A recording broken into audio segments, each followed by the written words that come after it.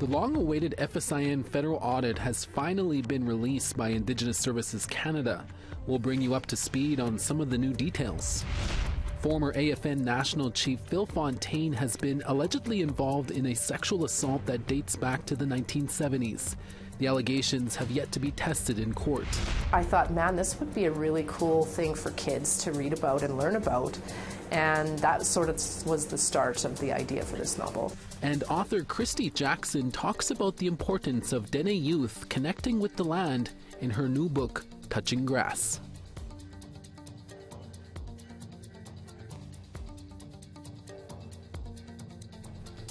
Tanse, good evening. I'm Krisan Achkate. Welcome to APTN National News. Thank you for joining us. Today, Indigenous Services Canada released the findings of a long-awaited forensic audit into the Federation of Sovereign Indigenous Nations in Saskatchewan. The feds looked at 9 allegations in total. A total of $34.2 million in spending was deemed either ineligible or questionable. APTN's Rachel May brings us the latest. Key findings included more than $23 million in questionable COVID-19 expenses, $367,000 in vehicle purchases, and $425,000 paid to a former employee. The audit also looked at 331 travel claims. It found that $265,000 out of $578,000 worth of claims could not be supported and may have contravened the FSIN's own travel policies. The report made 13 recommendations, including better documentation of purchases, Treasury Board review of severance packages, program codes for ISC funding, and new processes to calculate annual expenses for tracking and reporting purposes. APTN has reached out to the FSIN for comment. We have yet to hear back. The Government of Canada initiated the forensic audit following questions raised by individual First Nations and community members. We have posted the entire audit to our website. You can see it at aptnnews.ca, and we will continue to cover this story as it develops. Politicians in Winnipeg are speaking out after recent acts of vandalism at the constituency office windows of 2 First Nations cabinet ministers. But despite one affected minister saying the issue should concern everybody, Manitoba Premier Wab Kinew continues to stay silent. APTN Sav Jonesa brings us the latest. Officials are saying very little following a number of attacks affecting 2 First Nation cabinet ministers in Winnipeg that have resulted in broken windows and fire damage. Firefighters have responded to 4 fires at MLA Bernadette Smith's constituency office since the beginning of August. Last weekend, MLA Nahani Fontaine's constituency office had its windows smashed in. Police are investigating but say they have nothing to share. At an unrelated event Tuesday, Fontaine addressed the issue. The fact that Minister Smith's office has been vandalized, as well as my own, I think should concern everybody. She says no staff were harmed and they are currently working from home. We can't say much. It is being investigated by Major Crimes. So, I have faith that Major Crimes is doing what they need to do to make sure that our offices are safe and that every constituency office is safe. Manitoba Premier Wab Kinew has not responded to repeated requests by APTN News for comment about the vandalism. His office would not say if he will publicly address the situation. Leader of the opposition, Progressive Conservative Obi Khan, took to Facebook to denounce the actions he says create division. Khan says Manitobans have the right to demand better from their elected officials, but this is not the way. Smashing windows, harassment, or anything of that nature is never the solution. Both Smith and Fontaine are First Nations women. Both are ministers in Kinew's cabinet. In late August, Fontaine shared a video on social media addressing threats and online hate she's received while in office. One handwritten note stated Fontaine needs to be scalped, hogtied, and fired from job now. She captioned the video saying that for some politicians, quote, the violence is relentless. Essentially, we're told to just put up with the abuse. NDP Member of Parliament Leah Gazan says that doesn't cut it. Certainly, I think that any situation of violence needs to be taken very seriously. Gazan, who is also First Nation, says though it is a privilege to be a politician, it does come with personal safety risks. She had her own office windows smashed in Winnipeg last year, but says House of Commons gave her proper support. I think it's time that members of parliament or members of legislative assemblies need to be provided with the supports they need to be safe. We need to ensure that any elected official is safe doing their job so that they can focus on doing that job. Smith could not be reached for comment. We will continue to follow this story as it develops. Sav Jonesa, APTN National News, Winnipeg. A heavy hitter in First Nations politics is facing a civil lawsuit that claims damages for an alleged sexual assault dating back to the 1970s. Former Assembly of First Nations National Chief Phil Fontaine, along with the Saugeen Education Authority, are named in a statement of claim that was filed in Winnipeg earlier this year. With more on the story, here's APTN's T.R. Wheatley. The lawsuit filed on May 16th refers to events that allegedly happened more than 50 years ago. Those allegations have not been tested in court.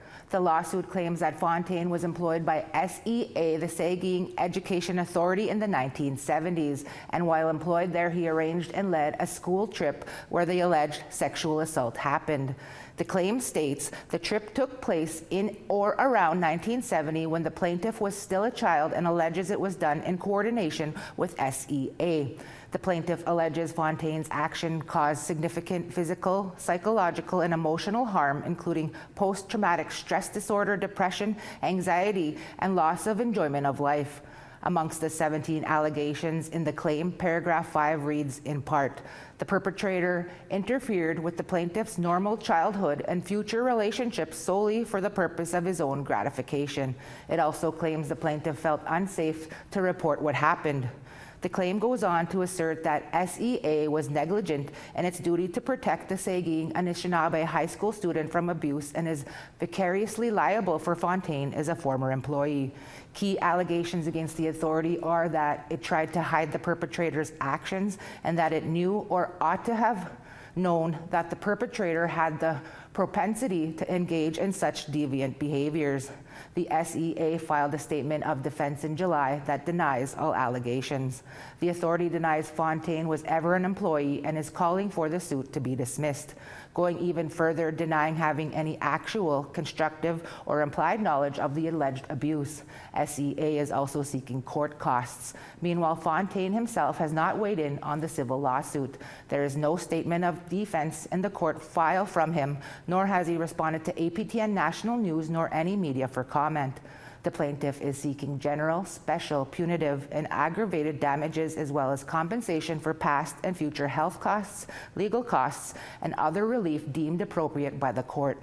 No court dates have been set. T.R. Wheatley, APTN National News, Winnipeg. Rural and remote Indigenous communities are increasingly turning to clean energy projects to meet their energy needs. Now, a new national report shows positive signs about these projects, but also warns that governments must commit to strengthening policies to ensure their success. APTN Sarah Connors has that story. They're noisy, not to mention bad for the environment. But 70% of rural and remote communities in Canada, many of whom are Indigenous, depend on diesel generators for their energy needs. For remote communities, having affordable, reliable power is a benchmark that honestly has not really been met in Canada yet in the same way that it has for folks on the grid. A new report by clean energy think tank the Pembina Institute is taking a closer look at Canada's energy policy and its impact on rural and remote communities. It illustrates how Indigenous-led clean energy projects are key to slashing diesel dependency and outlines the role the federal, provincial, and territorial governments must play to ensure their success. We are essentially looking at those policies and saying, where is that collaboration happening and where is it working the best? The report found clean energy projects in rural and remote communities are most successful when there's strong Indigenous leadership and effective government policies. There's big benefits too: more jobs, cleaner air, and a modern, reliable energy system. The report also highlights how collaboration between Indigenous communities, governments, and utilities is vital for advancing clean energy development. Take the Saisi Dene First Nations Solar Integration Project in northern Manitoba, made possible through government support. And so we have a true partner in our utility here in Manitoba. The report also takes note of ongoing challenges. In the territories, high cost and small tax bases make it difficult for territorial governments to invest in renewable energy. Federal funding programs, crucial for filling capacity gaps and providing technical expertise, are not accepting additional applications, and the government has yet to announce any reinvestment in them. And these programs that are at risk of expiring or not being reinvested in have supported over 470 clean energy projects, and many of those are delivering critical economic opportunity and secure and reliable energy to their communities. The report calls for utilities and all levels of government to provide consistent and reliable funding, work closely with Indigenous governments, and invest in training and capacity building, highlighting that clean energy in remote and rural communities is often about more than just reducing diesel. Sarah Connors, APTN National News, Whitehorse. The Ontario Provincial Police says there will be a heavy police presence in a First Nation on Manitoulin Island related to a missing persons case. The OPP says it will be conducting searches in the Michiging First Nation for the next 2 days.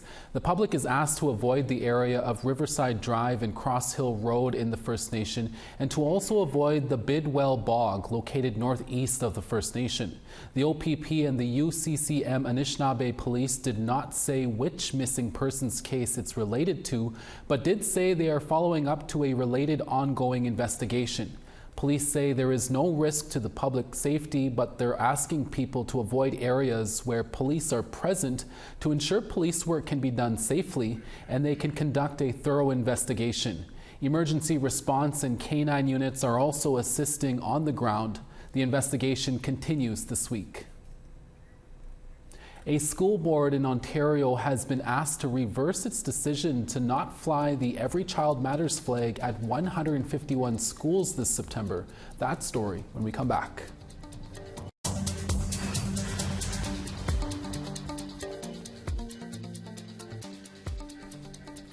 Welcome back. Every Child Matters flags have recently been the focus of controversy in Ontario. Earlier this spring, the Dufferin-Peel Catholic District School Board made the decision to ban the flag from flying at 151 Catholic schools across the district, schools that include many Indigenous students.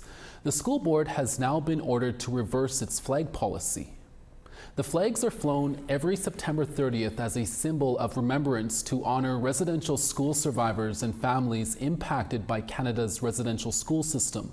The Ontario Minister of Education has now directed the supervisor of the board to amend that policy and allow the survivors' flag to be raised on the National Day for Truth and Reconciliation. The board's webpage has a land acknowledgement and recognizes the land it resides on is the Mississaugas of the Credit First Nations traditional territory. Chief Claire Sue says the flag ban was a huge disappointment on all the important work that has been previously done. You know, every school board member needs to listen to their moral compass, I think, their own heart, like we have to, right? We live there most of the time, you know, rather than by political correctness or, you know, what they're, to avoid their own controversies about it. So anyway, all that to say, it's disappointing, but I'm glad to hear the flags going up. And it's really about the relationship with the treaty holder. That's how I see it. The North Slave Métis Alliance recently held their first gathering for the National Day for Truth and Reconciliation. APTN video journalist Bruce Dela Cruz has more from the North. Sharing food together, is one of the oldest and most North Slave Métis Alliance members in Yellowknife gathered together for their first ever National Day for Truth and Reconciliation community gathering. This came from member involvement. I think it's only been a stat holiday the last few years, but I think it's just a great opportunity for us to come together and you know, support our elders, support our members. Alan Harmon Jr. is the vice president of the North Slave Métis Alliance and is a second-generation residential school survivor. He says they chose to have the gathering on September 19th to coincide with Pauli Day, which celebrates a landmark Métis victory in Ontario in the 90s. It's nationally recognized in the Federal Court of Canada, and it's basically a template on who has Section 35 Aboriginal rights as Métis. So I think it makes sense that we do it on this day in anticipation for September 30th, just to reflect on not just truth and reconciliation for all Indigenous people, but distinctly the Métis people. Harmon talks about what reconciliation looks like for the North Slave Métis Alliance, who trace their origins back to 18th century unions and have been a recognized nonprofit since 1996. It means reconciling with the governments, that includes the government of the Northwest Territories and the federal government of Canada, and working together on important things that affect our communities, and working together in lockstep so we're a fair and equitable partner at the table, because that's important for us to move forward and for our kids to have a future. One young community member spoke up and told APTN News what he would do to help survivors of residential schools. We should give them lots of hugs, high fives, and give them presents on Orange Shirt Day. Jess Smart, the Lands and Culture Manager, was key in getting the gathering off the ground. Tonight we just got together and had dinner together, and it was really nice. There wasn't any planned events or activities. It was just come, gather, meet community members that you might not know, spend time with your family. As a non-Indigenous person, she explains how she commits to being an ally for the North Slave Métis Alliance. Truth and reconciliation, from what I've learned from this community, means so many different things to every community. It's such a personalized thing, and for me, I'm just committed to learning and unlearning every day and keeping an open mind. And like you said, I'm not Indigenous, but I'm so grateful to feel so welcomed in by this community. Mark Whitford, president of the North Slave Métis and a residential school survivor, summed up the night's events while looking ahead to the future. I think we made headway. You know, maybe not the biggest headway, but we made headway in some very important areas, and it laid foundations of where we can now springboard to our next step. And our next step is going to result with us in a true reconciliation with Canada. Bruce De La Cruz, APTN National News, Yellowknife. Great story, Bruce. As more children are growing up with more screen time in their life, one author decided to write a book about the importance of connecting to the land. That story when we come back.